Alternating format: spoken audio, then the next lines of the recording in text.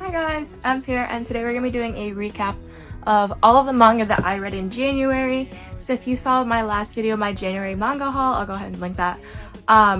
If you didn't see it, basically I mentioned that one of my resolutions for the year is that I want to read a majority of my collection.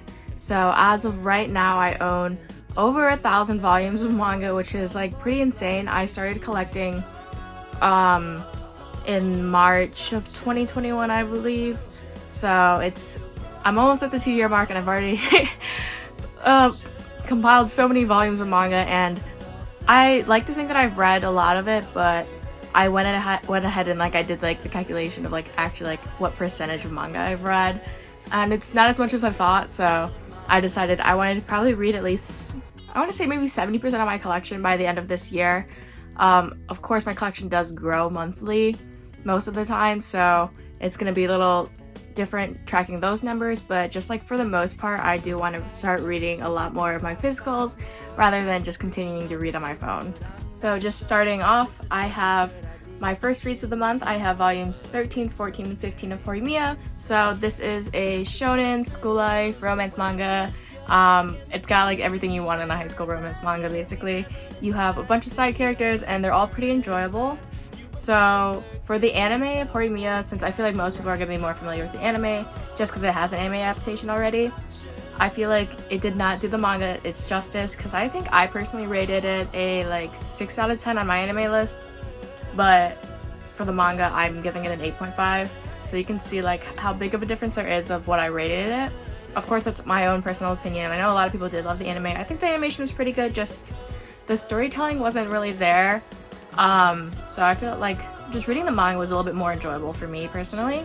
And then just continuing in order of what I read, the next thing I read was Sneeze. So this is a short story collection by Naoki Urasawa. So this is the guy who wrote Monster and 20th Century Boys. I don't know if it was this one shot. I decided to read this before I read Monster because I own all of Monster. I haven't read it yet, but I decided to just ease myself into his work because this is it's a one-shot short story collection, whatever you want to call it.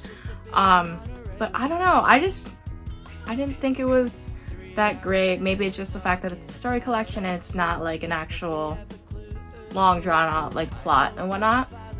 I gave this a 6.5 out of 10. It is a seinen comedy. Some of the stories were pretty funny, I guess.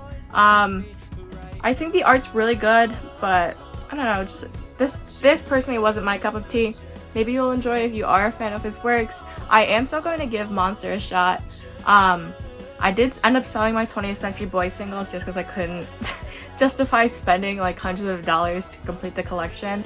And so my next read of the month was Solanin. Not sure how you pronounce this, but it's by Inio Asano. So this is the creator of Goodnight Pun Pun. This, personally, I rated this a 9.5 out of 10. I loved it so much. I was reading it during class, actually, because we had a guest lecture, and the stuff wasn't going to be on the exam, and I had it in my bag, because I brought it to school, and I was like, let me just, finish reading it, and I was, sobbing in class, actually. Not, full-on sobbing, but, you could tell I was crying, because I was sitting next to my friends. They're like, are you okay? I'm like, yeah, I'm totally fine, just reading my silly little manga. But this is also a seinen. It's a slice of life manga. It follows what's her name, Miko through her life. I feel like this was similar to the way that Pun Pun the way that Inio Asano describes life is it's so interesting because he does a really good job of it with it, but at the same time he makes it seem so dreary, unsettling, which is I don't know, I love the way he tells his stories. But yeah, I highly recommend Solanin, especially if you are college age, about to graduate, just graduated. This would be the perfect time for you to give this a read. This is a one shot when it's printed in English, but it's actually 2 volumes. And then it also has a what's it called, an epilogue. So yes, I love this. I wish I could get my hands on the epilogue, but it's selling for like $300, so I probably will never get my hands on that. But I like cannot recommend this enough. I probably enjoyed this just like a little bit more than I enjoyed Pun Pun. I love Pun Pun, but Solanin, like, it just hits a little bit too close to home, if you know what I mean. So the next read of the month was Hell's Paradise. Let's see if I can lift this up. But Hell's Paradise, this was a journey. It took me a few months to finish collecting it because I think it was like volume 4 was like out of stock for like the longest time. So I just like couldn't read it because it was like, if it was like the last like few volumes, maybe I would have started reading it and then just waited for them to come in. But just for the fact that I knew I was probably gonna pick it up and like not put it down, I was like, I need all of the volumes right now so I can start reading it. This is a shonen. It's a, like, historical-ish, I would call it. So I just rated volumes 1 through 3 as an 8.5 out of 10, 4 through 6 as an 8 out of 10, and then 7 through 9 as a 9 out of 10. 10 through 12, I gave it a 9.5 out of 10. My overall rating, though, after reading volume 13, which is the final volume of Hell's Paradise, was an 8.5 out of 10. The story is like very enjoyable. I love all the characters, like I said, like they're just all so likable, which I feel like is just rare in a manga. I was also definitely crying at work while reading this. So I think I've mentioned in a few videos, I do bring manga to read at work when it is slow. So it'll be slow and I'm reading and then all of a sudden I'm like crying and someone will come in and I'm like, I have to like immediately like dry up my eyes. I'm like, I'm okay, I'm fine, I swear. But I really enjoyed reading this. I'm so glad I decided to still buy it, even though like I was like, oh, like what if it doesn't live up to the hype? Because as we all know, TikTok loves hyping up manga. But that aside, it's also considered what is it, like the dark trio of shonen. I would rate Chainsaw Man. You guys know I love Chainsaw Man, so I would rate Chainsaw Man as like the number 1 for the dark trio, Hell's Paradise, and then Jujutsu Kaisen. As much as I love Jujutsu Kaisen, I don't know, Hell's Paradise, I think as soon as it gets an anime adaptation, it's just gonna blow up again and everyone's gonna love it. And I'm so excited because the Nendoroids just got like announced for them and I'm going to buy all of them. I know I said I was going to stop buying Nendoroids, but Gabamaru Nendoroid, like I need it. For my next reads, you're looking at me and you're like, this is 5 volumes that you're holding.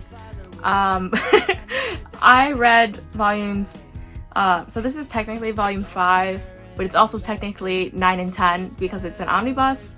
And then these 4 volumes are all volume 11, or volume 6 in English, of wotakoi.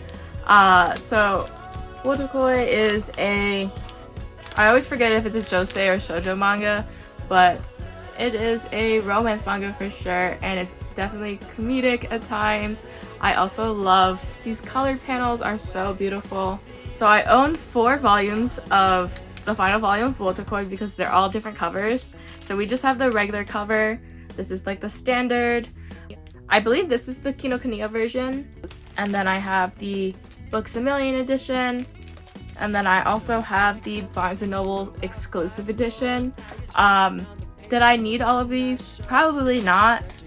I also made my brother, like, because my brother also likes wotakoi, I was like, now we both definitely don't need in total 8 copies of the same volume of manga, but I was like, you have to get these.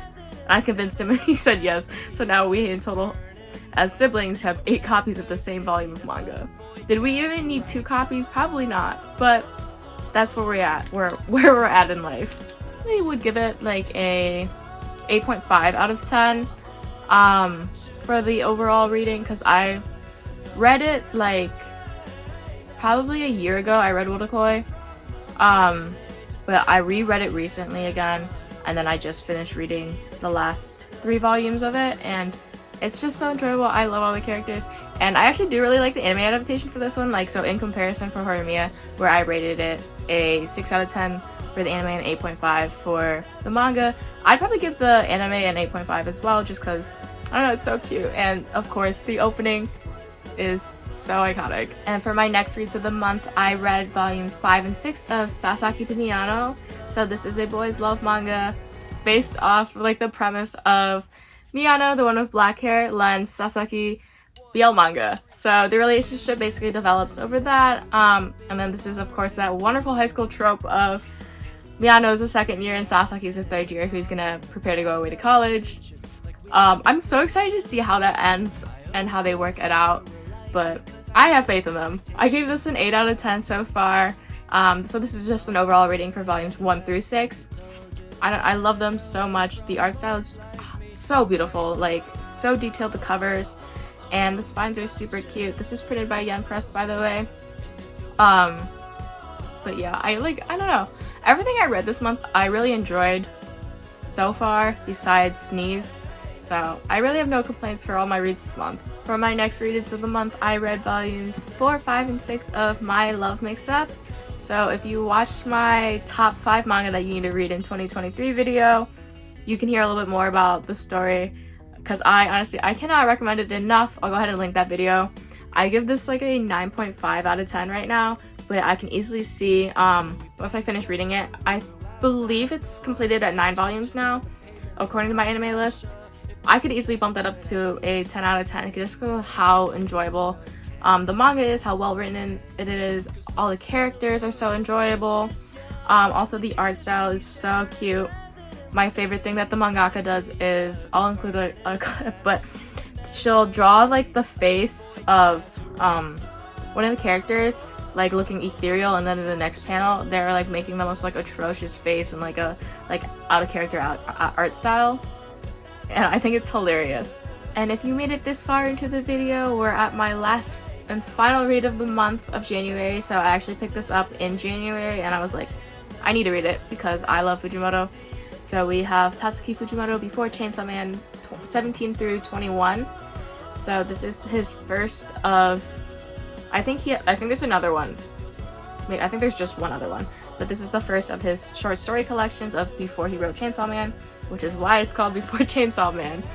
But I gave this a 8.5 out of 10. Some of the stories were like, okay. I think it was particularly the first story I didn't really care for, but as we got deeper into the manga, I enjoyed those stories a little bit more. Of course, it's Fujimoto. He writes bizarre things. Like, you can't deny that he writes bizarre things, but it's somehow very enjoyable when he writes these things. But yeah, I give it an 8.5 out of 10. Alright, and then that's all of the manga that I read during the month of January. I read a total about 28 volumes. That's counting Wotakoi. Volume 5 is 2 volumes, and then Solanin as 2 volumes, because there's also technically 2 volumes in Japan, if you know what I mean. But so I've read a total of 345 volumes of manga that's in my collection out of 1,094. Those numbers might fluctuate next month once I redo my spreadsheet and I make it more uniform with what I'm counting. But that is 31.53% of my collection, and my goal is 70% for the end of the year. I think if I keep reading at this pace, I should be able to get, if not hit it, I should approach maybe like 60-65% at least. I hope. But I hope you guys enjoyed the video. Don't forget to like, comment, subscribe. All of my socials will be linked down below in the description box.